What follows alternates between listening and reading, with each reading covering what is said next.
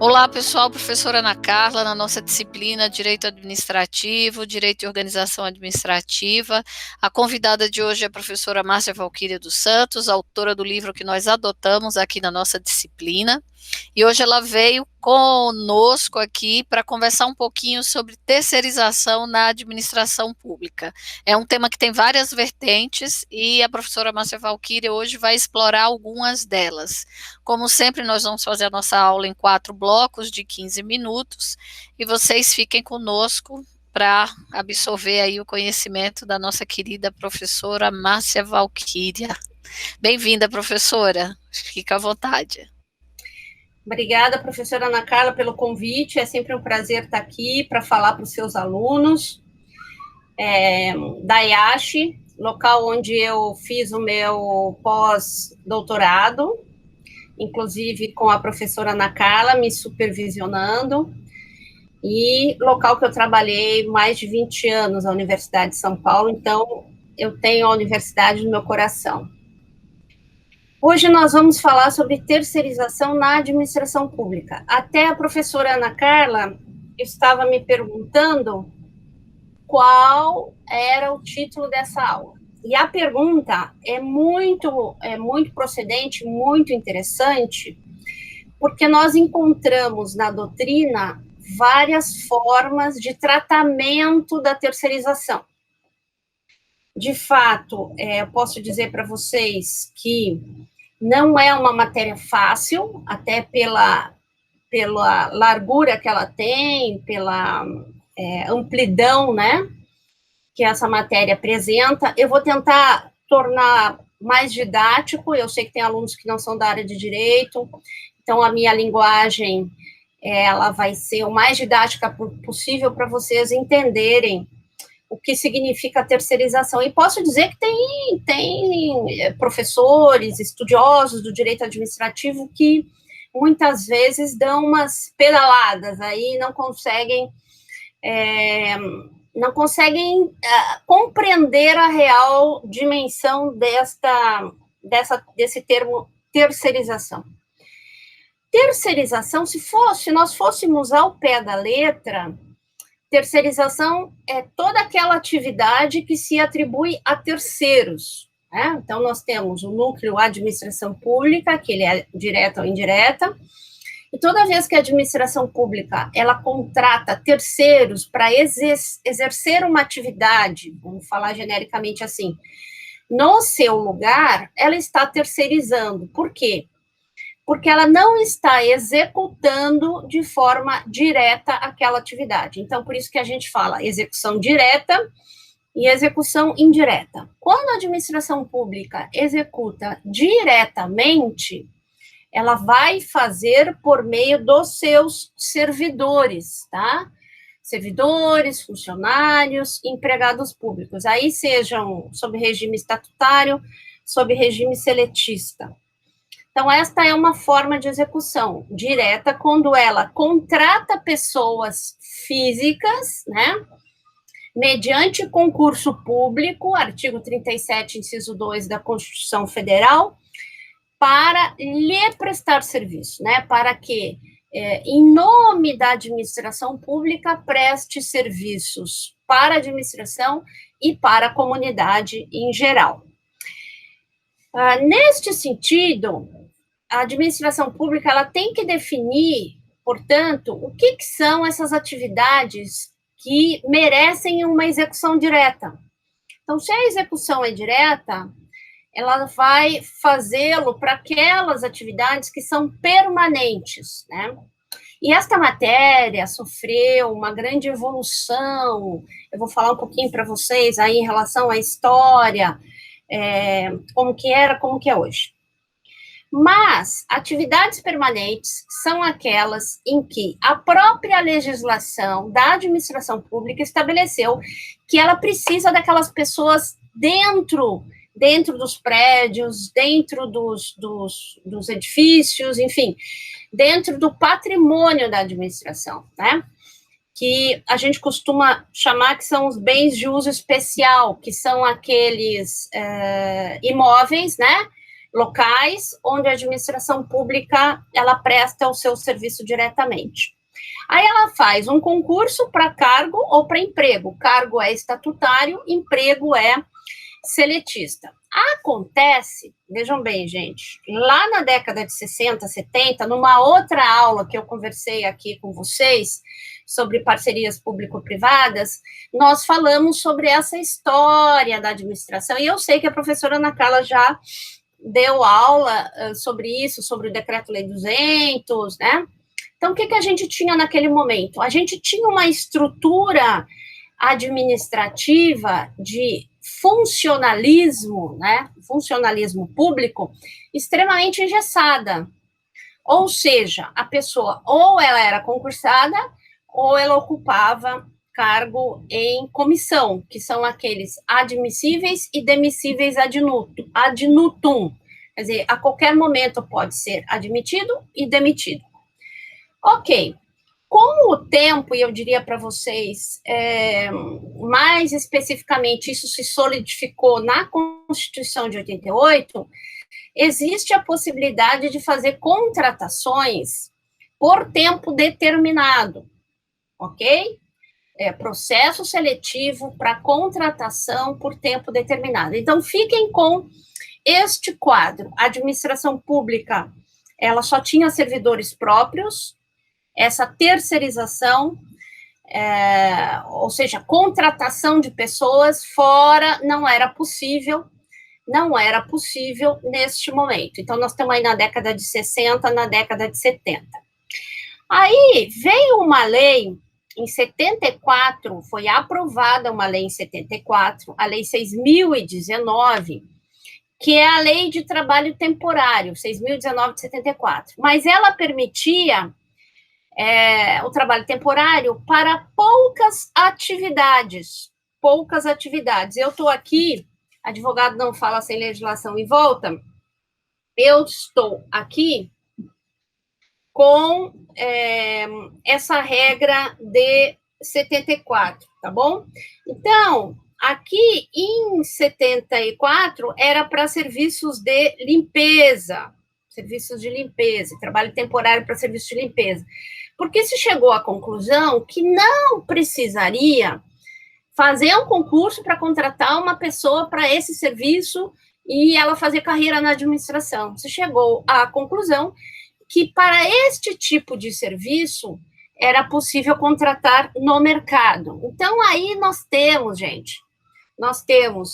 neste ponto, a primeira forma de terceirização de pessoa jurídica, porque até então, mesmo sendo um trabalho temporário, era pessoa jurídica. Se imaginava que a administração poderia contratar no mercado uma pessoa jurídica que lhe fornecesse essa mão de obra, trabalho de limpeza.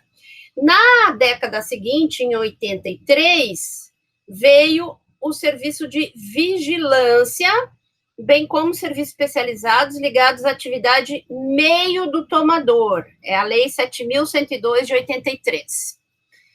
Então, foi uma abertura. Outra abertura, ou seja, além do serviço de limpeza, é possível terceirizar o serviço de vigilância.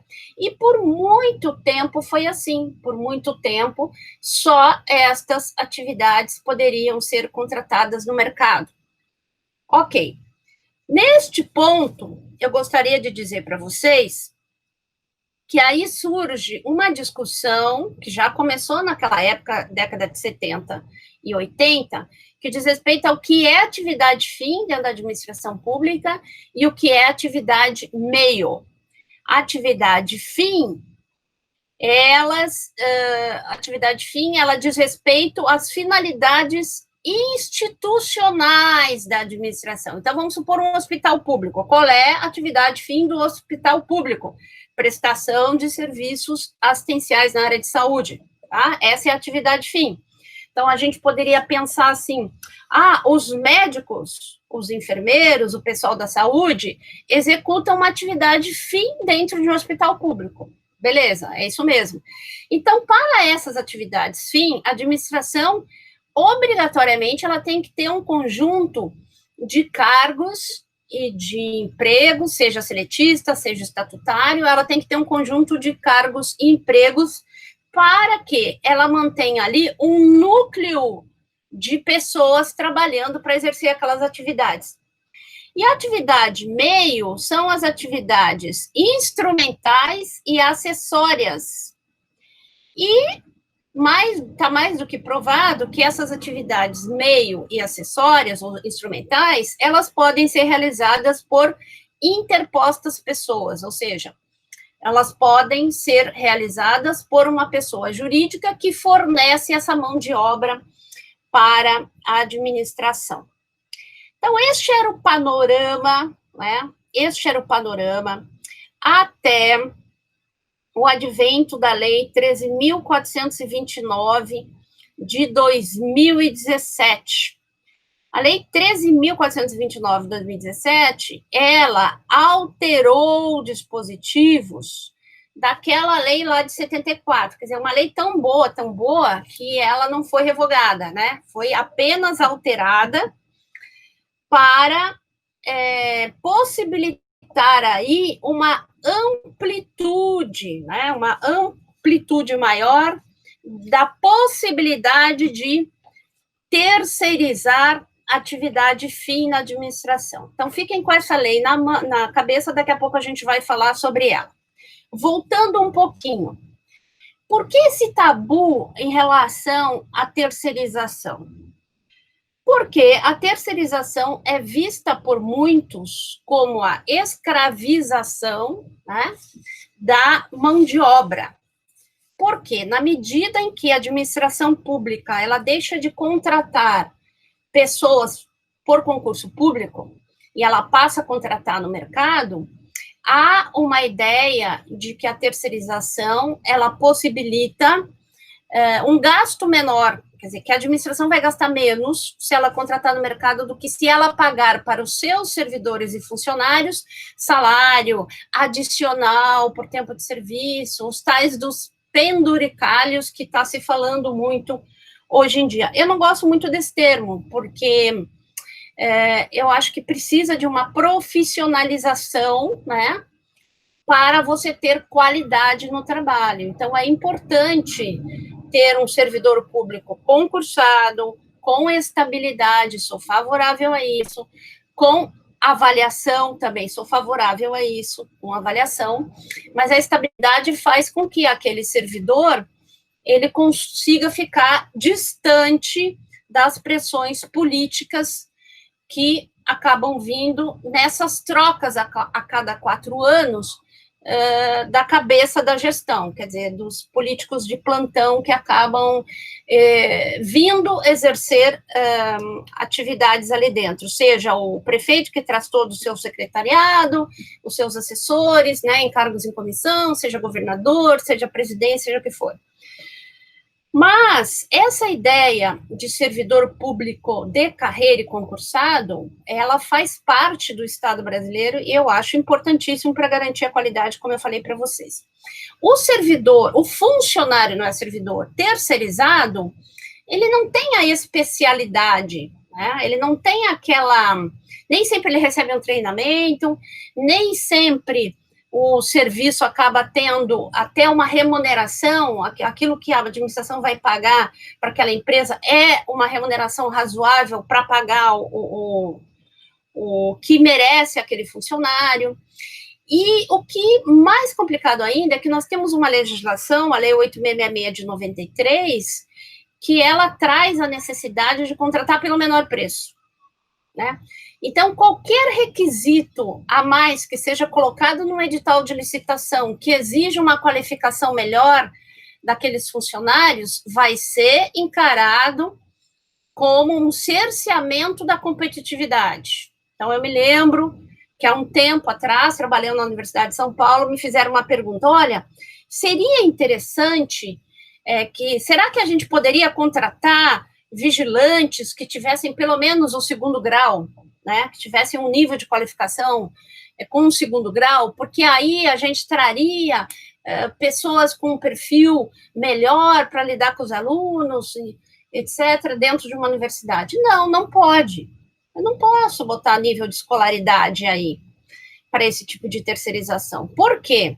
Porque vai ser um serviço mais caro e eu teria que justificar nos mínimos detalhes. Eu não digo que não possa ser feito isso em algum momento. Existem contratos de terceirização que, pela natureza dos serviços, é bom dizer, pela natureza de serviços técnicos especializados, a administração, ela pode exigir e vai exigir, até para atender o interesse público, ela vai exigir uma qualificação maior nesse serviço. Mas serviço de vigilância, de limpeza, se contrata pelo menor preço, porque são serviços comuns. Então, aí, como serviços comuns, a administração está presa à legislação. Muito bem. Agora, essa dificuldade, como eu estava colocando para vocês, não só da legislação, que ela demorou muito a avançar em termos de possibilidade de terceirização, como também em razão dos nossos órgãos de controle, que, obviamente, tem uma cultura mais tradicional, não tem uma cultura tão arrojada assim lá dentro, são pessoas de muito nível intelectual e etc., mas bem preparadas, mas não aceitaram a terceirização com muita boa vontade. No estado de São Paulo, principalmente. A gente percebeu no Brasil a terceirização maior no âmbito federal. Então, tanto que existe uma regulamentação no âmbito federal, já está revogada, mas por muito tempo, o decreto 2271, ele foi utilizado para disciplinar quais atividades, entre outras coisas, quais atividades poderiam ser terceirizadas. Então, não era só limpeza e vigilância, serviços, inclusive de informática, eram possíveis de ser terceirizados, são possíveis, e começou há muito mais tempo, possíveis de serem terceirizados, portaria, manutenção de áreas verdes, enfim, uma infinidade aí de serviços. Começou muito antes no âmbito federal do que no âmbito de estados. Bom, a respeito desse conservadorismo em termos de terceirização, por isso que eu comecei a dizer que o conceito é muito amplo e ele é mesmo, porque parece que a gente está caminhando em areias movediças, assim, parece que o terreno ele não é seguro, até hoje o terreno não é seguro, porque as discussões em torno daquilo que pode ou não pode ser terceirizado, daquilo que efetivamente a administração pública não pode passar para terceiros, a execução, até hoje a gente encontra um pouco de dificuldade, principalmente depois da reforma trabalhista, que eu vou falar um pouquinho mais para frente, porque a gente percebe o seguinte, na Justiça do Trabalho, então quem está lá, né, são os juízes, os desembargadores, os ministros do TST, nós temos a Procuradoria do Trabalho, nós temos aqueles que fazem a fiscalização das condições de trabalho nas diversas empresas e também dentro da administração pública, eles são bem mais conservadores, né? Eles acham, e com razão, que esta precarização do trabalho trazida pela terceirização, ela precisa ser vista com lupa, né? Então, a Justiça do Trabalho, por exemplo, ela não aceita que a administração pública ela possa terceirizar a atividade fim, que esse é o grande nó. O grande nó é a possibilidade da administração pública terceirizar a atividade fim. Hoje, eu estou falando hoje, outubro de 2020, porque até 2018 não podia mesmo. Hoje há quem defenda que em determinadas circunstâncias pode, né? Então, a gente encontra, assim, administrativistas mais tradicionais que dizem, não, imagina, não pode, atividade fim não pode terceirizar, mas há uma linha mais de administrativista mais arrojado, mais liberal, mais alguma coisa que o valha, que acredita que essa terceirização da atividade fim, ela não precariza o dia a dia da administração ou a quantidade de empregos que possa ser oferecido, pelo contrário, né? Pelo contrário. E houve uma discussão aí bastante importante no Supremo Tribunal Federal a respeito disso. Falarei depois. Ok. O que eu gostaria de comentar com vocês agora? Este vai e vem de terceirização, né? Se a administração vai ficar com o serviço ou se ela vai passar para alguém executar, está muito ligado, gente, à questão financeira. Ou seja, quando os servidores públicos começam a se aposentar, né? E a gente tem visto isso aí em reformas previdenciárias, uma que aconteceu uns anos atrás, e agora nessa reforma que acabou de ser aprovada, qualquer ameaça de mudança em legislação previdenciária, os servidores correm para se aposentar, e é uma leva muito grande de servidores se aposentando. Aí já surge na cabecinha do gestor de plantão, bom, então não vamos contratar, não vamos fazer concurso, vamos terceirizar, né? Eu me lembro uma discussão que houve na outra reforma administrativa, previdenciária, sobre engenheiros, né? Qual é a atividade que o engenheiro executa dentro da administração? Ele faz um trabalho técnico e de fiscalização, inclusive. Ele faz um trabalho de fiscalização. Só que os que vão se aposentando vão deixando lá o dobro, o triplo, enfim, do serviço para os que ficam, e esses que ficam não conseguem fiscalizar todas as obras que a administração pública tem que executar.